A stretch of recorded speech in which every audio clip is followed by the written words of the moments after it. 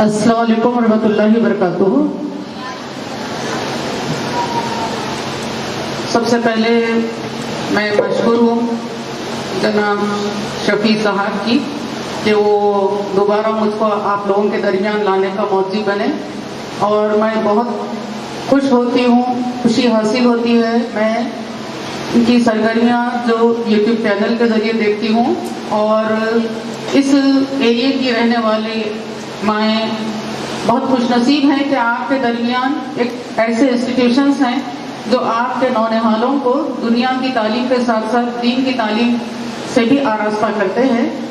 اور دراصل ایسے انسٹیٹیوشنز اور بہت زیادہ ہمارے درمیان ہونے چاہیے جو کہ ہمارے بچوں کو دونوں جہاں کی تعلیموں سے آراستہ کرنے والے بنے، تو انشاءاللہ تعالیٰ پھر امت کا رنگ بہت اچھا نکلے گا۔ آنے والے دن انشاءاللہ تعالیٰ جیسے ہم یہ ایک حجابی لڑکی کو دیکھے ہیں، ایسے سینکڑوں کروڑوں نکلیں گے انشاءاللہ تعالیٰ۔ جب ہمارے اسکولوں کا ماحول ایسا ہوگا تو کروڑوں مسکان ایسے نکلیں گے۔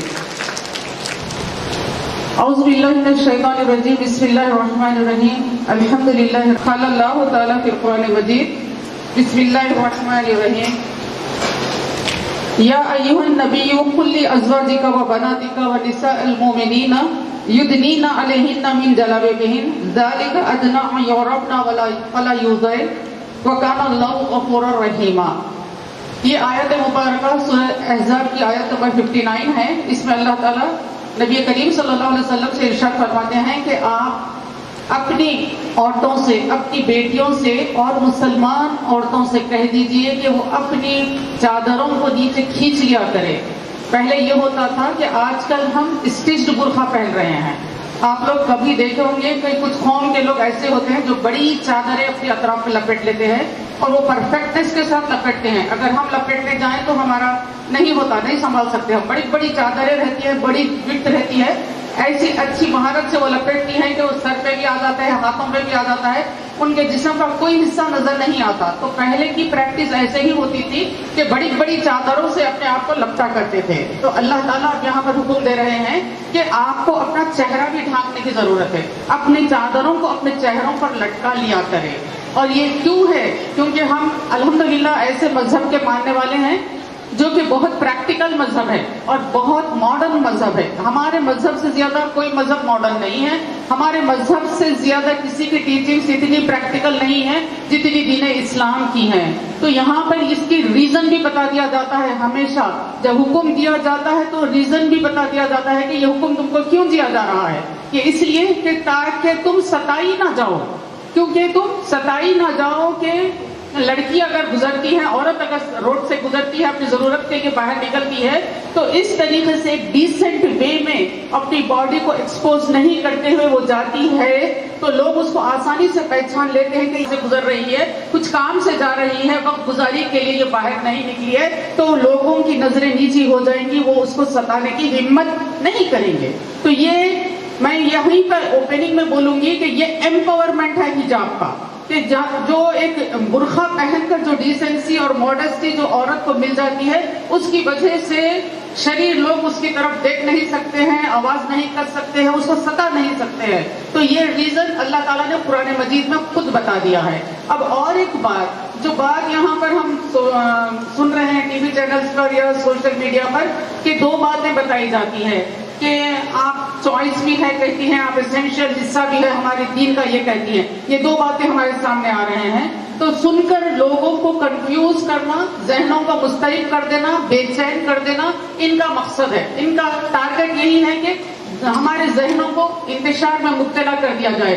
جو ذہن منتشر رہے وہ کسی چیز پر کانسنٹریٹ نہیں کر سکتے ہیں۔ تو یہ چیز ایسی ہے کہ ایک بات جو ہے وہ کانسٹیٹیوشن کی کر رہے ہیں، دوسری بات وہ دین کی کر رہے ہیں۔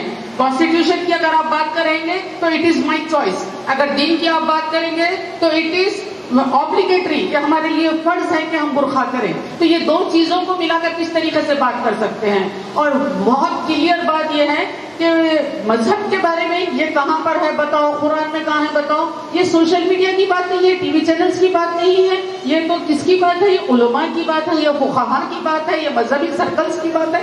اس طریقے سے ہر کس و ناقص کو مذہب پر بات کرنے کا اختیار ہی نہیں ہے۔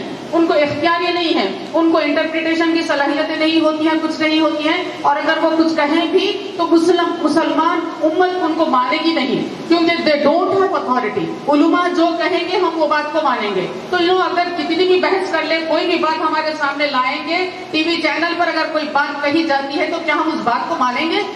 کیا مانیں گے ہم؟ جب تک کہ ہمارے مذہب کے علماء ہم کو کوئی بات نہیں کہتے ہم اس وقت تک یہ بات کو نہیں مانیں گے. تو یہ رہی بات حجاب کی. اب دوسری بات جو ہے کہ میری جو عنوان ہے یہ کہ آپریشن ہے یا امپاورمنٹ ہے. تو اس کو یہ دیکھیے کہ جب یہ حجاب کا حکم نازل ہوا تو اس وقت ہم نے یہ دیکھا کہ ایک اعلان کر دیا گیا، ایک ندا دینے والے ایک منادی نے مدینے میں اعلان کر دیا کہ آج سے چہرے کا نقاب بھی لاگو کر دیا گیا ہے، اللہ تعالیٰ کا حکم آ گیا ہے. اب یہ آواز لگانے والا جب مدینے کی گلیوں میں بازاروں میں آواز لگا رہا ہے کہ اے مسلمان بیویوں سن لو کہ اب اللہ تعالیٰ کا حکم آ گیا ہے کہ تم باہر اپنے چہروں کو کھلا رکھ کر نہیں نکلو گی، تو وہ خواتین جو اپنے گھروں سے کچھ کام کے لیے نکلی تھی وہ اس وقت بھی ہماری جو صحابیات ہیں، ہماری امہات المومنین ہیں، وہ کئی اہم کام کرتی تھی. اس وقت بھی وہ اکنامک اور سوشل کئی پلیٹ فارمز پر وہ کام کیا کرتی تھی. ان کی ڈیری فارمنگ تھی، ان کے فارم ہاؤسز تھے، وہ کئی کام کیا کرتے تھے. تو جو خواتین گھر کے باہر نکلی ہوئی تھی وہ یہ حکم سنتے ہی اپنے آپ کو وہیں پر روک دیا، انہوں نے سمیٹ کر بیٹھ گئی. کہ کوئی نے ان کے ساتھ اگر لڑکا رہا تو اپنے لڑکے کو سامنے کھڑا کر دیا اور وہ پیچھے بیٹھ گئی. کسی کے قریب پہاڑ تھا تو وہ پہاڑ کے پیچھے بیٹھ گئی. کسی کے قریب جھاڑ تھا تو وہ جھاڑ کے پیچھے بیٹھ گئی کہ اب اللہ کا حکم آ گیا ہے، اب نبی کریم صلی اللہ علیہ وسلم کا حکم ہو گیا. بیٹھ گئے اور کسی کو بھیج کر اپنے گھروں سے انہوں نے چادریں منگوائی اور اپنے چہروں کو ڈھک کر پھر وہ واپس اپنے گھروں کو گئی. تو یہ تھا عمل کرنے کی اسپرٹ، کس طریقے سے عمل کرنے کا جذبہ تھا.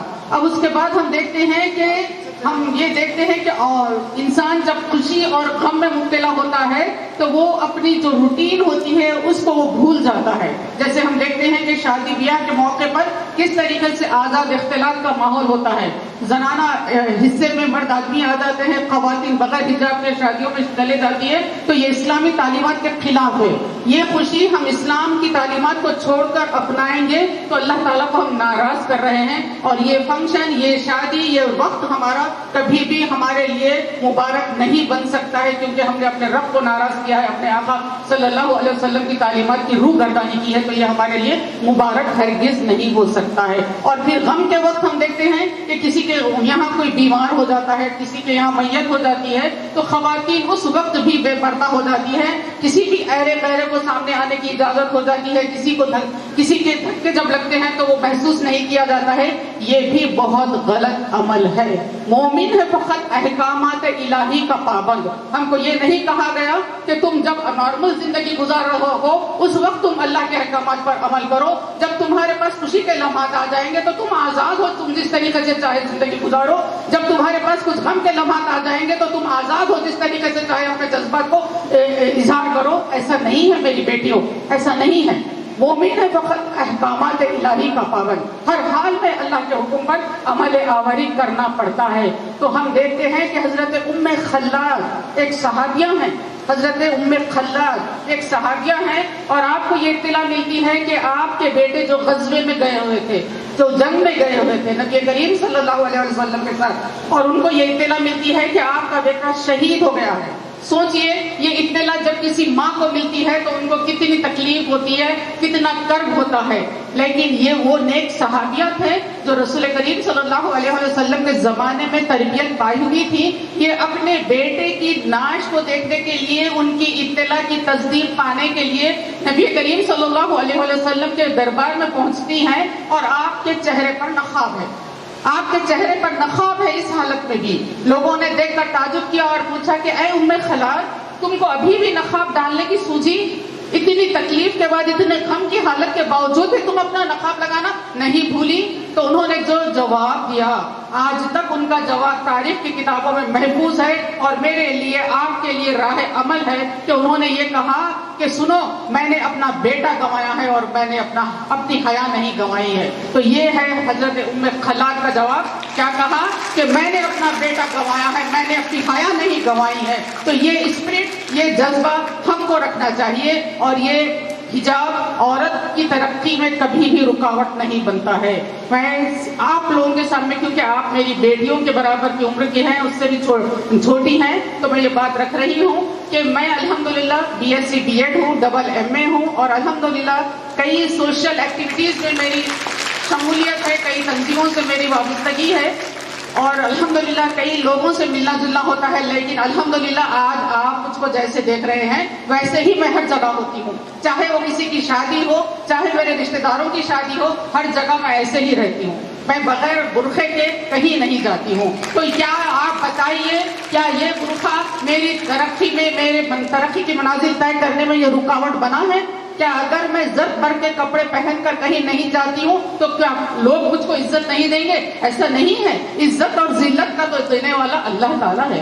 آج لوگوں کی ایک مینٹالٹی بنا دی گئی ہے، وہ اس لیے کہ آج ماحول پورا کیپٹلزم کا ہے، آج ماحول پورا سرمایہ داری کا ہے. نئے نئے لوگ جو ہے پروڈکشن کرتے ہیں اور اس کی مارکیٹنگ کرتے ہیں. اس طریقے سے مارکیٹنگ کی جاتی ہے کہ یہ ہماری زندگی کا حصہ بن جاتا ہے، اور لوگ یہ سمجھتے ہیں کہ یہ چیز اگر اختیار نہ کی جائے تو ہماری زندگی انکمپلیٹ ہے. جیسے کہ ریمنڈس کا ایک ایڈ آتا تھا کہ کمپلیٹ مین، ود آؤٹ ریمنڈس کے کپڑے کوئی کمپلیٹ مین بن ہی نہیں سکتا. تو اس طریقے کی مہمل باتیں ہوتی ہیں، بیکار باتیں ہوتی ہیں جو ایڈورٹائزمنٹس کے ذریعے بچوں کے اوپر، خصوصاً بچوں کو استعمال کیا جاتا ہے کہ بچے ضد کر کر اپنے ماں باپ سے وہ چیزیں خریدنے کے لیے کہیں. تو آپ سمجھو کہ ہمارے لیے آئیڈیل جو ہے رسول اللہ صلی اللہ علیہ وسلم کی حیات مبارکہ ہے. خواتین کے لیے حضرت عائشہ صدیقہ رضی اللہ تعالیٰ کی حیات مبارکہ ہے. کیا زمانے نے حضرت عائشہ صدیقہ رضی اللہ تعالیٰ کو عزت نہیں دی؟ کہ اللہ تعالیٰ نے بی بی فاطمہ الزہرا رضی اللہ تعالیٰ کو عزت نہیں دی؟ کہ اللہ تعالیٰ نے حضرت بی بی خدیجہ الکبریٰ رضی اللہ تعالیٰ کو عزت سے نہیں نوازا؟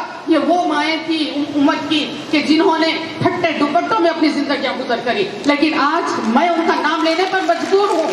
ان کی زندگی کو دیکھے بغیر میں زندگی نہیں گزار سکتی. یہ کیسی عزت ہے، یہ قیامت تک اور حشر میں بھی اللہ تعالیٰ ان کو عزتوں سے مالا مال کرے گا. تو سوچو، یہ اپنی تھنکنگ کو بدل دو کہ کپڑوں سے ہم کو عزت ملنے والی ہے، زیور سے ہم کو عزت ملنے والی ہے. جو کچھ زمانہ ہمارے سامنے پیش کرتا جائے گا ہم اپنی ذہنیت کو بدلتے جائیں گے. یہ ہو ہی نہیں سکتا کیونکہ ہم امت محمدیہ صلی اللہ علیہ وسلم کا حصہ ہے. اپنی امت کو قیاس کر کر اقوام مغرب پر خاص ترکیب میں قوم رسول ہاشمی، رسول اللہ صلی اللہ علیہ وسلم کی جو امت ہے، جو قوم ہے، اس کی ترکیب بہت خاص ہے، اس کے انگریڈینٹس بہت مکمل ہیں. اس میں کسی چیز کو نہ نکالا جا سکتا ہے نہ ڈالا جا سکتا ہے. یہ مکمل ہے، یہ اجمل ہے، یہ کامل ہے، اور ہماری نجات کا یہی راستہ ہے. ایک مثال آج کل کی بتا کے میں اپنی گفتگو ختم کروں کہ اگر کپڑوں کے ساتھ، اگر لیوش زندگی کے ساتھ کسی کو اگر امن ملتا، کسی کو اگر ذہنی سکون ملتا، تو آج امریکہ کی ایکٹریسز اسلام کو پڑھ کر، اسلام کو جان کر ایمان نہیں لاتی تھی. میں آپ کے سامنے ایک نام لے رہی ہوں، سارا بوکر جس کا نام ہے، جو کہ امریکہ کی فلم ایکٹریس تھی اور امریکہ کی بہترین ماڈل تھی. اور ان کی لیوش زندگی اتنی تھی کہ وہ لکھتی ہیں کہ میں کسی جوتے کو اگر پسند کر لیتی تو اس کو خریدنے کے لیے پلین کا سفر کر کر جاتی تھی اور وہ جوتا خرید کر میں فوراً واپس آتی تھی. اتنی اس کی لیوش زندگی. لیکن اتنا کرنے کے باوجود، اتنا خرچ کرنے کے باوجود ان کا دماغ منتشر ہے، ان کا دماغ بے چین ہے. جب رات کو سوتی ہے تو نیند نہیں آتی ہے، کروٹیں بدلتی ہے کہ میں اتنا کرنے کے باوجود آج مجھ کو سکون کیوں نہیں ہے. یہ سوچ کر وہ مختلف مذاہب کی کتابیں پڑھنا شروع کرتی ہے. ایسے میں ان کو کہیں پر قرآن مجید ملتی ہے اور وہ قرآن مجید پڑھ کر ایمان لاتی ہیں. اور ایمان لانے کے بعد کلمہ پڑھنے کے بعد ایک مکمل مسلمہ کا روح اختیار کرتی ہے. ایک کمپلیٹ مسلمہ.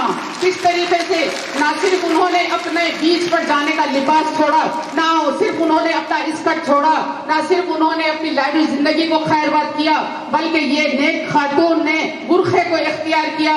برقعہ اختیار کرنے کے بعد ان کو پھر یہ آیت مبارکہ ذہن میں آئی ہوگی تو انہوں نے پھر ایک اسٹور پر جا کر نقاب خریدا اور نقاب لگانا شروع کیا. اور وہ اپنے آرٹیکل میں لکھتی ہیں کہ جب میں بے پردہ پھرتی تھی تو مجھ کو ایسا لگتا تھا کہ میری باڈی تو آزاد ہے لیکن میری روح جو ہے، میری سول جو ہے وہ کہیں بند ہے، کسی پنجرے میں میری روح کو بند کر دیا گیا ہے۔ اور آج میں جب برقع پہن کر اسٹریٹس میں چلتی ہوں تو مجھ کو ایسا لگتا ہے کہ میری باڈی تو بند ہے، میری باڈی کسی کیج میں ہے جو میرا پروٹیکشن کرتی ہے، لیکن میری روح، میری سول بہت آزاد ہے جو بہت اونچا پروان کرتی ہے۔ یہ ان کا کنکلوڈنگ پوائنٹ تھا۔ تو میں یہ بتانا چاہ رہی تھی کہ برقع کس طریقے سے، کسی بھی طریقے سے عورت کی ترقی کی راہ میں رکاوٹ ہرگز نہیں بن سکتا ہے۔ اللہ تعالی ہم سب کو عمل کی توفیق عطا فرمائے۔ وآخر دعوانا الحمد للہ رب العالمین۔ آمین۔